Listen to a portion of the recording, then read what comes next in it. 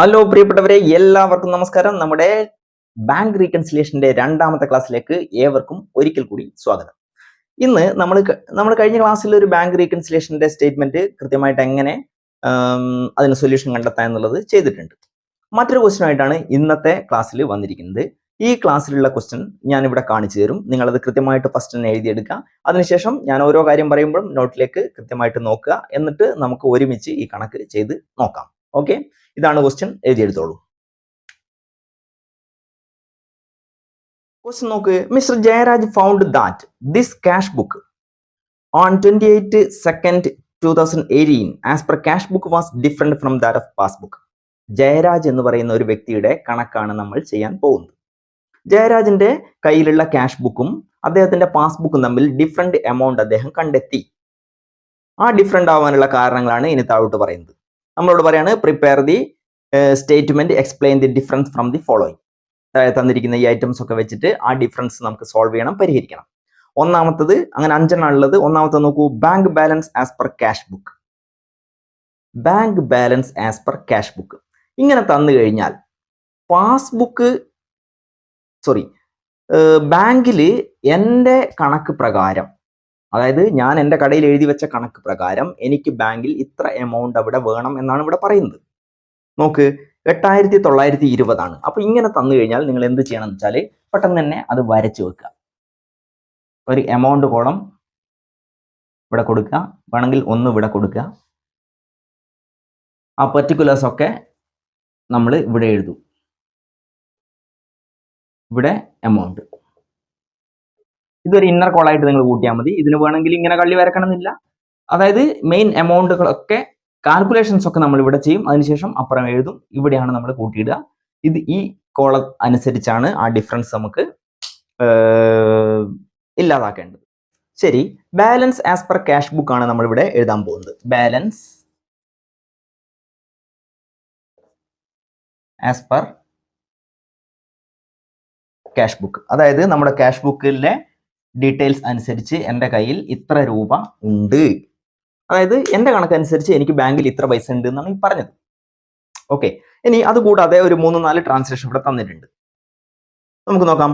Out of the cheque issued in February 2002, നമ്മൾ February 2002 cheque for 3,900 were not presented for payment.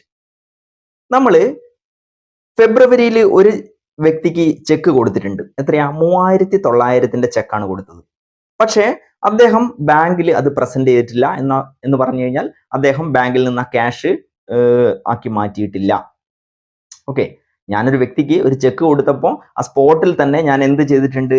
എൻ്റെ cash ബുക്കിൽ, എൻ്റെ കടയിലെ ബുക്കിൽ അത്രയും കുറഞ്ഞു എന്ന് എഴുതി വെച്ചിട്ടുണ്ട്. നിങ്ങൾ എൻ്റെ ഈ ഇടത് കൈ ക്യാഷ് ബുക്കും ഇത് പാസ്ബുക്കും ആണെന്ന് വിചാരിക്കുക. ഓക്കെ, അപ്പോൾ ഞാനൊരു വ്യക്തിക്ക് 3,900 എത്രയാ?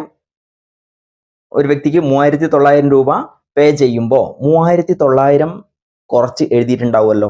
അപ്പോൾ എൻ്റെ കയ്യിലുള്ള ബുക്കിൽ 3,900 കുറവാണ്.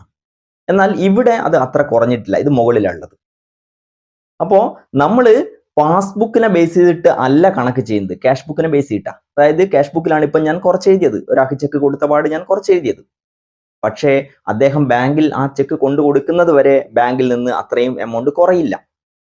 അപ്പോൾ ഒരു ഇംബാലൻസ് ഇവിടെ നിലനിൽക്കുന്നുണ്ട്. ഇങ്ങനെയാണ് നിൽക്കുന്നത്.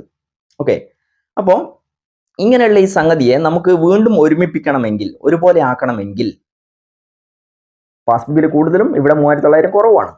അപ്പോൾ ഈ എമൗണ്ട് ആണ് നമുക്ക് തന്നിട്ടുള്ളത്. ഈ എമൗണ്ട് എന്ന് വെച്ചാൽ ക്യാഷ് ബുക്കിലെ എമൗണ്ട് ആണ് നമുക്ക് ഇവിടെ തന്നിട്ടുള്ളത്. അപ്പോൾ അത് ഓൾറെഡി ഇവിടുന്ന് ഇങ്ങനെ താഴ്ത്തി എഴുതിയത് കൊണ്ടാണല്ലോ ഇത് ഇംബാലൻസ് വന്നത്. അപ്പോൾ നമുക്ക് എന്ത് ചെയ്യാം? ഇദ്ദേഹം ബാങ്കിൽ കൊണ്ടു കൊടുക്കുന്നത് വരെ നമുക്ക് ഇവിടെ എങ്ങനെ താഴ്ത്തി എഴുതാൻ പറ്റില്ല, ഈക്വൽ ആക്കാൻ പറ്റില്ല. അപ്പോൾ ഒരൊറ്റ കാര്യം ചെയ്യാൻ പറ്റുള്ളൂ, നമുക്ക് പോയി എന്ന് എഴുതി വെച്ചിട്ടുള്ള ആ സംഗതി തൽക്കാലം പോയിട്ടില്ല എന്ന് തന്നെ ആക്കുക. അതായത് കുറഞ്ഞ് നമ്മൾ 3,900 കുറച്ച് കാണിച്ചിട്ടുള്ള ആ സംഗതി കുറഞ്ഞിട്ടില്ല എന്ന് കാണിക്കുക. അത് ഓൾറെഡി കുറച്ച് കാണിച്ചിട്ടുണ്ട്. നമ്മൾ അത് കുറച്ചിട്ടില്ല എന്ന് കാണിക്കണമെങ്കിൽ അതിനെ ആഡ് ചെയ്യുമ്പോഴല്ലേ, ആഡ് ചെയ്താലല്ലേ രണ്ടും ഒരേ ഈക്വൽ ആയിട്ട് വരിക. അപ്പോൾ നിങ്ങൾ ഈ സാധനത്തിനെ വീണ്ടും ആഡ് ചെയ്യുക. അതെന്തിനാന്ന് വെച്ച് കഴിഞ്ഞാൽ നമ്മൾ ഈക്വൽ ആക്കാൻ വേണ്ടിയിട്ടാണ് ഇത് ചെയ്യുന്നത്. എപ്പോഴാണോ ഇനി ബാങ്കിൽ അദ്ദേഹം ചെക്ക് കൊണ്ടു കൊടുക്കുന്നത് അത് നമ്മൾ അറിയും. നമ്മൾ അതിന്റെ സ്റ്റേറ്റ്മെന്റ് എടുക്കുമ്പോൾ നമുക്ക് മനസ്സിലാവും. അന്ന് അവിടുന്ന് കുറയും. ആ ദിവസത്തെ ഡേറ്റ് ഇട്ട് നമ്മളും എന്ത് ചെയ്യുക, ബുക്കിൽ എഴുതി കുറച്ച് കാണിക്കുക. അപ്പോൾ രണ്ടും ഈക്വൽ ആവും. അല്ലെങ്കിൽ എപ്പോഴും ഇങ്ങനെ കിടക്കും, ഇങ്ങനെ ഇംബാലൻസ് ആയിട്ട് കിടക്കും. ഓക്കെ, അപ്പോൾ ഇതാണ് ചെയ്യേണ്ടത്. അപ്പോൾ ഈ ഒരു സംഗതി ഇവിടെ ആഡ് ആണ് ചെയ്യേണ്ടത്. ഏത് 3900 എന്നുള്ളത്. എന്തുകൊണ്ടാണ്? ചെക്ക് കൊടുത്തു, അദ്ദേഹം ബാങ്കിൽ നിന്ന് മാറിയിട്ടില്ല, അല്ലെ? ഇവിടെ നമ്മൾ ആഡ് ചെയ്യാം. Add cheque issued but not presented. 3900 നമ്മൾ ഈ കോളത്തിൽ എഴുതുക. അതായത് ഇനിയും ഇതിന്റെ കൂടെ ആഡ് ചെയ്യാനും ലെസ് ചെയ്യാനും ഒക്കെ ഉണ്ടാവും. ആ കാൽക്കുലേഷൻസ് ഒക്കെ നമ്മൾ ഇവിടെ ചെയ്യും. എന്നിട്ട് ഫൈനൽ ഫിഗർ മാത്രമേ ഔട്ട് ഓഫ് കോളത്തിൽ, എമൗണ്ട് കോളത്തിൽ എഴുതാൻ പോകുന്നത്. ഓക്കെ, അതാണ് ഇവിടെ ഞാൻ ഉദ്ദേശിക്കുന്നത്. ഇനി അടുത്ത ക്വസ്റ്റ്യൻ നോക്കൂ, അടുത്ത ട്രാൻസാക്ഷൻ നോക്കൂ. Cheque for 4750 deposited into bank were not collected and credited. നമ്മള് ഒരു ചെക്ക് എന്ത് ചെയ്തു, ബാങ്കിലേക്ക് സബ്മിറ്റ് ചെയ്തു, അല്ലെ? ഇത് എൻ്റെ കടയിലുള്ള ബുക്കാണ്, ഞാൻ എഴുതി വെക്കുന്ന ബുക്കാണ്, ഇത് പാസ്ബുക്കാണ്. ഇപ്പൊ ഇങ്ങനെയാണുള്ളത്. ഓക്കെ, അപ്പൊ ഞാൻ എന്ത് ചെയ്യാണ്, എനിക്ക് ഒരു വ്യക്തി തന്ന ചെക്ക് ഞാൻ അങ്ങനെ തന്നെ ബാങ്കിലേക്ക് പ്രസന്റ് ചെയ്യുന്നു. അപ്പൊ ഞാൻ എന്ത് ചെയ്യൂ, അത്രയും എമൗണ്ട് കൂടി എന്ന് എൻ്റെ അക്കൗണ്ടിൽ എഴുതി വെച്ചിട്ടുണ്ടാവുമല്ലോ. ഓക്കെ, അപ്പൊ ഇത്ര ഉയർന്നിട്ടുണ്ടാവും. എത്ര എമൗണ്ട് എന്നുള്ളത് നമുക്ക് ഇവിടെ നോക്കാം. എത്രയാ എമൗണ്ട് ഇവിടെ പറഞ്ഞിട്ടുള്ളത്? 4750 ആണ്, അല്ലെ? 4750 എന്നുള്ള എമൗണ്ട് ആണ് ഇവിടെ ഞാൻ കൂട്ടി എഴുതിയത്. കാരണം ബാങ്കിലേക്ക് സബ്മിറ്റ് ചെയ്ത് കഴിഞ്ഞാൽ, അല്ലെങ്കിൽ എനിക്കൊരു ചെക്ക് കിട്ടിക്കഴിഞ്ഞാൽ, ഞാൻ ആ സ്പോട്ടിൽ എൻ്റെ ബാങ്ക് അക്കൗണ്ടിൽ പൈസ കൂടി എന്നാണ് കാണിക്കുക. അതുകൊണ്ടാണ് ഇങ്ങനെ ലെവലായിട്ടിരിക്കുന്ന രണ്ടിനെയും ഞാൻ ക്യാഷ് ബുക്കിനെ ഉയർത്തി എഴുതിയത്, 4750 രൂപ ഉയർത്തി എഴുതിയത്. അപ്പൊ ഇങ്ങനെയാണുള്ളത്, ഇംബാലൻസ് ആയി. എന്നാൽ ആ ചെക്ക് അത് ക്യാഷ് ആക്കിയിട്ട് എൻ്റെ അക്കൗണ്ടിലേക്ക് ട്രാൻസ്ഫർ ബാങ്ക് ചെയ്തിട്ടില്ല. നമ്മൾ ഇടയ്ക്ക് കാണില്ലേ, ബാങ്കിൽ നമ്മൾ ചെക്ക് കൊടുത്തു കഴിഞ്ഞാൽ കുറച്ച് സമയം എടുക്കുക, അല്ലെങ്കിൽ നാളെ രാവിലെ ആകുകയുള്ള, അങ്ങനെയൊക്കെ പറയും ചിലപ്പോൾ. അപ്പൊ അത് തന്നെയാണ് ഇവിടെ സംഭവിച്ചത്, മനസ്സിലാക്കുക. അപ്പോൾ ബാങ്കിൽ ആക്ച്വലി എന്തായിട്ടില്ല, നമ്മൾ കൂട്ടി എഴുതി, ബാങ്കിൽ ഇതുപോലെ വന്നിട്ടില്ല. അപ്പോ ബാങ്കിൽ തൊട്ടടുത്ത ദിവസം രാവിലെ ഇങ്ങനെ വരുള്ളായിരിക്കും. ഓക്കെ, അപ്പോ നമ്മൾ നാളെ രാവിലെ ആണെങ്കിൽ നാളെ രാവിലെ വരെ വെയിറ്റ് ചെയ്യണമായിരുന്നു. അല്ലാതെ നമ്മൾ ഇന്ന് ഇത് ഉയർത്തി കാണിച്ചു കഴിഞ്ഞാൽ, ചെക്ക് ബാങ്കിൽ സബ്മിറ്റ് ചെയ്ത പാടെ നമ്മൾ ഇത് ബാങ്കിൽ കൂടി എന്ന് എഴുതി കാണിച്ചു കഴിഞ്ഞാൽ, ആക്ച്വലി ബാങ്കിലും നമ്മുടെ ക്യാഷിലും തമ്മിൽ വ്യത്യാസം ഉണ്ടാവും. നമുക്കൊരു കാര്യം ചെയ്യാൻ പറ്റുള്ളൂ, ബാങ്കിൽ എപ്പോഴാണോ ക്രെഡിറ്റ് എമൗണ്ട് ആകുന്നത് ആ സമയം നോക്കിയിട്ട് മാത്രം ഇതിനെ എന്ത് ചെയ്യാം, എഴുതി കാണിക്കുക. പക്ഷെ നമ്മളിപ്പോൾ ഓൾറെഡി എഴുതി കാണിച്ചു പോയിട്ടുണ്ട്. ഓക്കെ, അപ്പോൾ നമ്മൾ എന്ത് ചെയ്യണം, ആ എഴുതി കാണിച്ചതിനെ ഡൗൺ ആക്കണം, മീൻസ് ലെസ് ചെയ്യണം. നമ്മൾ കൂട്ടിയിട്ടാണ് ഇപ്പോൾ ഓൾറെഡി കാണിച്ചിട്ടുള്ളത്, അതിനെ നമ്മൾ താഴ്ത്തി കാണിക്കണം, കുറച്ച് കാണിക്കണം. കുറച്ച് കാണിക്കുമ്പോൾ പഴയതുപോലെ തന്നെയാവും. അപ്പോൾ ഈ എമൗണ്ട് ഇവിടെ ലെസ് ആണ് ചെയ്യേണ്ടത്. ഓക്കെ, അപ്പോൾ ലെസ് ചെയ്യേണ്ടത് തൽക്കാലം ഞാൻ ഇവിടെ ഒന്ന് മാറ്റി വെക്കുകയാണ്. കാരണം ആഡ് ചെയ്യാനുള്ളത് ആദ്യമൊക്കെ നമ്മൾ ആഡ് ചെയ്യുന്നു. ഇനി എന്തെങ്കിലും ആഡ് ഉണ്ടോ എന്ന് നമുക്ക് നോക്കാം. എന്നതിന് ശേഷം ലെസ് ചെയ്യാനുള്ളതൊക്കെ നമുക്ക് അതിൽ നിന്ന് ലെസ് ചെയ്യാം. ഓക്കെ, അല്ലെങ്കിൽ ഒന്ന് ആഡ് ഒന്ന് ലെസ്, ഒന്ന് ആഡ് ഒന്ന് ലെസ് വരുമ്പോൾ നിങ്ങൾക്ക് കൺഫ്യൂഷൻ വരും.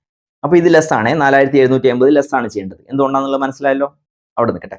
ഇനി അടുത്തത്, a customer has paid directly to Jayaraj account sum of ₹780 for which no entry is found in the cash book. ഒരു ചങ്ങായി നമുക്ക് 750 രൂപ നേരിട്ട് ബാങ്കിലേക്ക് അങ്ങ് അടച്ചു. അപ്പോൾ നമ്മളെ പാസ്ബുക്കും ക്യാഷ് ബുക്കും ഇങ്ങനെയാണുള്ളത്, രണ്ടും ഒരേ ഈക്വൽ എമൗണ്ട് ആണ്, കൂടുതലുമില്ല കുറവുമില്ല. അപ്പോഴാണ് ഒരു ചങ്ങായി നേരിട്ട് 750 രൂപ ബാങ്കിലേക്ക് അയച്ചത്. ഇന്നൊക്കെ ആകുമ്പോൾ ഗൂഗിൾ പേ അല്ലെങ്കിൽ ഫോൺ പേ ഉപയോഗിച്ച് ഒരു സെക്കൻഡ് കൊണ്ട് ഇവിടെ എന്ത് ചെയ്യുന്നു, നമ്മൾ ട്രാൻസ്ഫർ ചെയ്യും. ജസ്റ്റ് നമ്മളൊരു കോൾ ചെയ്ത് കഴിഞ്ഞാൽ എന്ന് പറഞ്ഞു കഴിഞ്ഞാൽ അവിടുന്ന് അവരെന്ത് ചെയ്യുന്നു, ആ സ്പോട്ടിൽ നമ്മളെ ബാങ്ക് അക്കൗണ്ടിലേക്ക് അയക്കും. അപ്പോൾ ഇന്ന് ഇതെല്ലാം അറിയാനുള്ള സംവിധാനം പെട്ടെന്നുണ്ട്. കാരണം നമ്മുടെ ബാങ്കിൽ ഒരു ക്രെഡിറ്റ് എമൗണ്ട് വന്നു കഴിഞ്ഞാൽ അപ്പം മെസ്സേജ് വരും, അല്ലേ? ഈ റീകൺസിലേഷൻ ഇന്ന് ഇത്രത്തോളം വ്യത്യാസം ഉണ്ടാകാനുള്ള ചാൻസ് വളരെ വളരെ കുറവാണ് ആക്ച്വലി. പക്ഷേ 100% ഇല്ല എന്ന് പറയാൻ പറ്റില്ല. അതുകൊണ്ട് നമുക്കിത് പഠിച്ചാൽ മതിയാവും. മാത്രമല്ല നമുക്ക് പരീക്ഷ ചോദിക്കുകയും ചെയ്യും. ഇങ്ങനെ ഡിഫറൻസ് വന്നു കഴിഞ്ഞാൽ എങ്ങനെ ശരിയാക്കുന്നത് നമ്മൾ അറിയണ്ടേ. അപ്പോൾ 750 രൂപ പാസ്ബുക്കിൽ വന്നു, കൂടി കാണിച്ചു, ബാങ്കിൽ കൂടിയെന്ന് പാസ്ബുക്കിൽ നമ്മൾ റെക്കോർഡ് കണ്ടു. പക്ഷെ ഇവിടെ അത് അറിഞ്ഞിട്ടില്ല. അപ്പൊ ആക്ച്വലി ഇവിടെ അറിയാത്തതിന് കാരണം എന്തുകൊണ്ടാ, അയാൾ നേരിട്ട് ബാങ്കിലേക്ക് കൊടുക്കുകയാണ് ചെയ്തത്. അതുകൊണ്ടാണ് നമ്മൾ അറിയാതായിപ്പോയത്. നമ്മൾ ബുക്കിൽ എഴുതിയിട്ടില്ല, പക്ഷെ പാസ്ബുക്കിൽ ബാങ്ക് രേഖപ്പെടുത്തുന്ന ബുക്കിൽ അല്ലെങ്കിൽ ബാങ്കിൽ അത് കറക്റ്റ് റിഫ്ലക്റ്റ് ആയിട്ടുണ്ട്. ഓക്കെ, അപ്പോൾ നമ്മളും ആ പൈസ കൂട്ടി അങ്ങ് എഴുതിയ കഴിഞ്ഞാൽ രണ്ടും ഒരുപോലെ ആയില്ലേ, ഓൾറെഡി അവിടെ അത് കിട്ടിയിട്ടുണ്ട്. ഇനി നമ്മളും അത് കിട്ടിയെന്ന് കൃത്യമായിട്ട് കാണിച്ചു കഴിഞ്ഞാൽ, അല്ലെങ്കിൽ ഈ താഴ്ന്നിരിക്കുന്നത് നമ്മളും ആഡ് അങ്ങ് കാണിച്ചു കഴിഞ്ഞാൽ രണ്ടും ഈക്വൽ ആവും. എത്ര? 750 രൂപ ആഡ് ചെയ്യാം. അപ്പോൾ ഒരു വ്യക്തി ഡയറക്റ്റ്ലി ബാങ്കിലേക്ക് കൊടുത്തപ്പോൾ ബാങ്കിൽ അത് പെട്ടെന്ന് തന്നെ റിഫ്ലക്റ്റ് ആയി. പക്ഷെ നമ്മളത് അറിഞ്ഞില്ല. നമ്മൾ അത് അറിഞ്ഞു കഴിഞ്ഞാൽ ആ സ്പോട്ടിൽ നമ്മളും ബാങ്കിൽ കിട്ടിയെന്ന് ആഡ് കാണിച്ചാൽ മതി. ഒരു വ്യക്തി ഡയറക്റ്റ്ലി ബാങ്കിലേക്ക് കൊടുത്തതിനെ നമുക്ക് എന്ത് ചെയ്യാൻ പറ്റും? ആഡ് ചെയ്യാൻ പറ്റും. ഓക്കെ,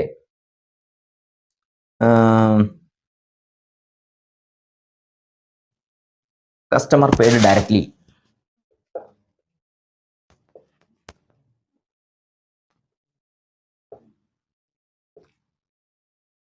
$780. അപ്പോൾ ഇത് രണ്ടും കൂട്ടുക, 8 എഴുതുക, 9 7 16 6 1 ബാക്കി 3 4. ഇതാണ് ഈ രണ്ട് എമൗണ്ടും കൂട്ടിയിട്ടുള്ള ഫിഗർ. ഇനി നമുക്ക് നോക്കാം മറ്റെന്തെങ്കിലും ഉണ്ടോ എന്ന്. അടുത്ത ട്രാൻസാക്ഷൻ ഇനിയുണ്ട്, അതെന്താണെന്നുള്ള പറയാൻ പറ്റില്ല. ഇനി അതും ആഡ് ആണെങ്കിൽ അതും കൂടെ ആഡ് ചെയ്തിട്ട് നമ്മൾ അപ്ലൈ ചെയ്തിട്ടേ ഉള്ളൂ. ഓൾറെഡി ഒരു ലെസ് ഉണ്ട് 4750, അത് നമുക്ക് ലെസ് ചെയ്യണം അവസാനം. ആഡ് എല്ലാം കഴിഞ്ഞിട്ട് ലെസ് ചെയ്യാന്ന് വിചാരിച്ചിട്ടാണ്. ഓക്കെ, നോക്ക്. According to standing instruction to the bank, they have paid Jayaraj's electricity bill 350, which remains to be recorded in the cash book. Okay, ഞാനിപ്പോ ബാങ്കിന്, നിങ്ങളറിയോ, ബാങ്ക് എന്ന് പറയുന്ന ഒരു സംവിധാനത്തിന് ഒരുപാട്, നമ്മൾ കാണുന്നത് ജസ്റ്റ് പൈസ കൊടുക്കുക, പൈസ വാങ്ങുക, അല്ലെങ്കിൽ ചെക്ക് കൊടുക്കുക, അല്ലെങ്കിൽ ഓൺലൈനായിട്ട് പേ ചെയ്യുക, ഇത് മാത്രമല്ല. എനിക്ക് ബാങ്കിൽ അക്കൗണ്ട് ഉണ്ട്, പൈസ ഉണ്ട്. അങ്ങനെയാകുമ്പോൾ ഞാൻ എന്തെല്ലാം ബാങ്കിനോട് ഇൻസ്ട്രക്ഷൻ കൊടുത്തോ അതെല്ലാം ബാങ്ക് എനിക്ക് വേണ്ടി ചെയ്തു തരും. ഞാനൊരു NRI ആണെന്ന് വിചാരിക്കുക, പുറത്താന്ന് ജീവിക്കുന്നതെന്ന് വിചാരിക്കുക, എനിക്കിവിടെ നാട്ടിൽ വീടും ഇതൊക്കെ ഉണ്ട്. അപ്പം ഞാൻ ബാങ്കിനോട് പറയാണ്, ഓരോ മാസവും കൃത്യമായിട്ട് എൻ്റെ ഇലക്ട്രിസിറ്റി ബില്ല് നിങ്ങൾ അടയ്ക്കണം, അല്ലെങ്കിൽ എന്തെങ്കിലും എൻ്റെ ബാങ്കിൻ എനിക്ക് കിട്ടാനുള്ള എൻ്റെ കടയുടെ മുറിയുടെ വാടക നിങ്ങൾ കളക്ട് ചെയ്യണം. ഇങ്ങനെയൊക്കെ ഇൻസ്ട്രക്ഷൻ കൊടുത്തു കഴിഞ്ഞാൽ അവരത് കൃത്യമായിട്ട് ചെയ്യും. അപ്പം അങ്ങനെ എന്തുണ്ട്, കൃത്യമായിട്ട് ഇവിടെ ഇലക്ട്രിസിറ്റി ബില്ല് പേ ചെയ്യണമെന്ന് ബാങ്കിന് നമ്മളൊരു ഇൻസ്ട്രക്ഷൻ കൊടുത്തിട്ടുണ്ട്. അത് പ്രകാരം അവരെന്ത് ചെയ്തിട്ടുണ്ട്, ജയരാജൻ്റെ ഇലക്ട്രിസിറ്റി ബില്ല് അടച്ചിട്ടുണ്ട്. അപ്പോൾ സ്വാഭാവികമായിട്ടും അത് അടച്ചിട്ടുണ്ട് അല്ലേ? അങ്ങനെ അടക്കുമ്പോൾ പാസ്ബുക്കിൽ നിന്ന് അത്രയും എമൗണ്ട് കുറഞ്ഞിട്ടുണ്ട്. ഇവിടെ എത്ര എമൗണ്ട് കുറഞ്ഞത്? ഇലക്ട്രിസിറ്റി ബില്ല് അടച്ചതിന്റെ ഭാഗമായിട്ട് 350 രൂപ കുറഞ്ഞിട്ടുണ്ട്. ഓക്കെ, 350 രൂപ കുറഞ്ഞു. അതായത് ക്യാഷ് ബുക്കാണിത്, പാസ്ബുക്കാണിത്. ബാങ്ക് നേരിട്ട് ആ പൈസ അടച്ചപ്പോൾ 350 രൂപ ഇവിടെ കുറഞ്ഞു. ഓക്കെ, അപ്പോൾ ക്യാഷ് ബുക്കിൽ 350 കുറഞ്ഞിട്ടില്ല, പാസ്ബുക്കിൽ കുറയുകയും ചെയ്തു. അപ്പോൾ കാരണം അതെന്താ? അത് പേ ചെയ്യുമ്പോൾ ആദ്യം രേഖപ്പെടുത്തുന്നത് ബാങ്കിലാണ്, ബാങ്ക് ഡയറക്റ്റ്ലി കൊടുത്തല്ലേ. അപ്പൊ അതിനുശേഷം നമ്മളും അത് അത്രയും എമൗണ്ട് കുറച്ച് എഴുതണം, എങ്കിലേ അത് ഈക്വൽ ആവുള്ളൂ. കാരണം നമുക്ക് ക്യാഷ് ബുക്കിലെ എമൗണ്ട് കൂട്ടാനും കുറയ്ക്കാനും ഇവിടുത്തെ ഇത് പ്രകാരം പറ്റുള്ളൂ.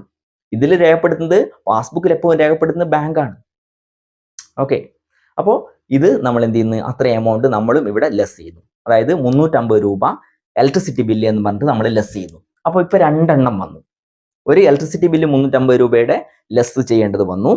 അത് കൂടാതെ ഒരു 4750, അതായത് ബാങ്കിലേക്ക് നേരിട്ട് ഒരു ചെക്ക് കൊടുത്തതിന്റെ ഭാഗമായിട്ട്, ബാങ്കിൽ റിഫ്ലക്ട് ചെയ്യാത്തതിന്റെ ഭാഗമായിട്ട് നമ്മൾ ഒരു ലെസ് അവിടെ വരേണ്ടി വന്നു. അപ്പൊ ആ രണ്ട് എമൗണ്ടും നമുക്ക് ലെസ് ആണ് ചെയ്യേണ്ടത്. അപ്പം നമുക്കൊരു കാര്യം ചെയ്യാം, ഈ പൈസ മാത്രമേ ആഡ് ചെയ്യാനുള്ളൂ. അത് നേരെ 4650 എഴുതുക, എന്നിട്ട് ആഡ് ചെയ്യുക. 8 2 10 0 1 ബാക്കി, 9 10 16 6 1 ബാക്കി, 8 4 12 1 13.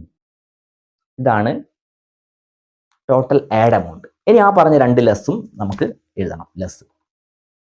ലെസ് ഒന്നെന്തായിരുന്നു? ചെക്ക് ഡെപ്പോസിറ്റഡ് 4750 അല്ലേ?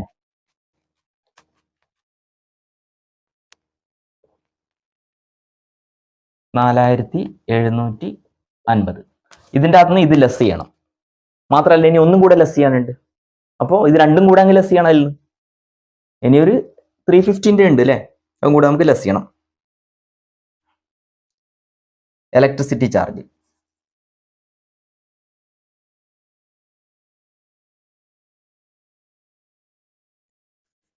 $350.